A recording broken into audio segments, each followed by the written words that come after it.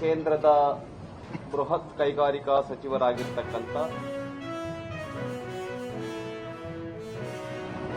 ಅವರು ಮಾಡಿರ್ತಕ್ಕಂಥ ತಪ್ಪನ್ನ ಮುಚ್ಚಿಕೊಳ್ಳಲಿಕ್ಕೆ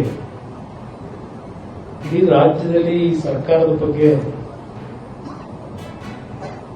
ಒಂದು ಕೆಟ್ಟ ರೀತಿಯ ಸಂದೇಶ ಏನು ಹೋಗಿದೆ. ಕಳೆದ 2-3 ದಿನಗಳ ಬೆಳವಣಿಗೆ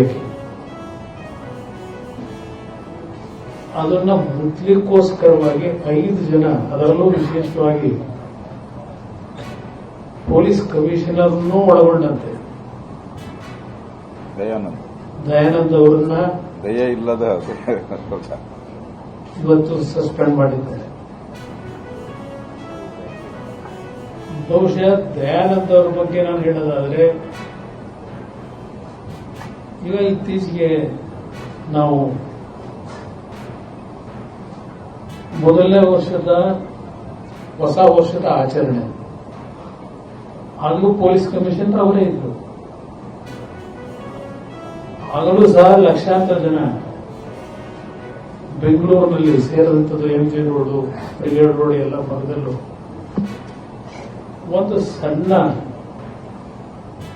ಘಟನೆಗೆ ಅವಕಾಶ ಕೊಟ್ಟಿರಲಿಲ್ಲ ಅವರು.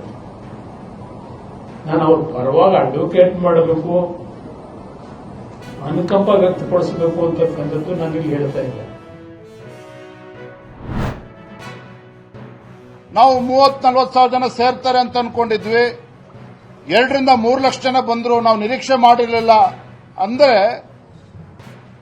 ಇಂಟೆಲಿಜೆನ್ಸ್ ಫೇಲ್ಯೂರ್ ಇತ್ತು ಅನ್ನೋದನ್ನ ಸ್ವತಃ ಮುಖ್ಯಮಂತ್ರಿಗಳು ಒಪ್ಕೊಂಡಿದ್ದಾರೆ. ಮಾನ್ಯ ಮುಖ್ಯಮಂತ್ರಿಗಳೇ, 5 ಜನ ಪೊಲೀಸ್ ಅಧಿಕಾರಿಗಳನ್ನ ಅಮಾನತು ಮಾಡಿದ್ದೀರಿ, ಬೆಂಗಳೂರು ಪೊಲೀಸ್ ಕಮಿಷನರ್ ಕೂಡ ಅಮಾನತು ಮಾಡಿದ್ದೀರಿ. ಆದರೆ ಇಲ್ಲಿ ಪ್ರಮುಖವಾಗಿ ಎದ್ದು ಕಾಣ್ತಾ ಇರತಕ್ಕಂಥದ್ದು, there was failure on the part of the intelligence. ಯಾಕೆ ಇಂಟೆಲಿಜೆನ್ಸ್ ಇರ್ತಕ್ಕಂಥ ಅಧಿಕಾರಿಗಳನ್ನ ನೀವು ಅಮಾನತು ಮಾಡಿಲ್ಲ? ಯಾಕೆ ಅಮಾನತು ಮಾಡಿಲ್ಲ ಅಂತ ಹೇಳಿದ್ರೆ, ಇಂಟೆಲಿಜೆನ್ಸ್ ಅಲ್ಲಿರ್ತಕ್ಕಂಥ ಅಧಿಕಾರಿಗಳನ್ನ ಅಮಾನತು ಮಾಡಿದ್ರೆ ಅವರ ಬುಡಕ್ಕೆ ಬರ್ತದೆ, ಮುಖ್ಯಮಂತ್ರಿಗಳ ಬುಡಕ್ಕೆ ಬರ್ತದೆ. ಇದು ಕಾರಣ ಏನಪ್ಪಾ ಅಂತ ಹೇಳಿದ್ರೆ, ಇಂಟೆಲಿಜೆನ್ಸ್ ಡಿಪಾರ್ಟ್ಮೆಂಟ್ ಏನಿದೆ ಸ್ವತಃ ಮುಖ್ಯಮಂತ್ರಿಗಳ ಅಡಿಯಲ್ಲಿ ಬರ್ತದೆ. He is holding that portfolio.